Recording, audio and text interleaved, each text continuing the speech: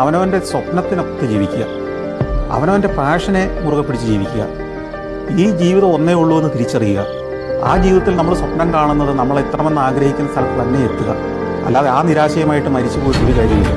അപ്പോൾ നിങ്ങൾക്ക് എന്താണോ ഈ ജീവിതം കൊണ്ട് അർത്ഥമാക്കുന്നത്, നിങ്ങളെന്താണോ ഈ ജീവിതം കൊണ്ട് അർത്ഥമാക്കുന്നത്, നിങ്ങളെന്താണോ ഈ ജീവിതം കൊണ്ട് നേടണമെന്ന് ആഗ്രഹിക്കുന്നത്, എന്താണോ നിങ്ങൾക്ക് ഈ ജീവിതത്തിൽ സന്തോഷം പകരുന്നത്, അത് ചെയ്യുക, അതിൽ മുഴുകുക, അതിൽ പ്രവർത്തിക്കാനുള്ള അവസരം കണ്ടെത്തുക.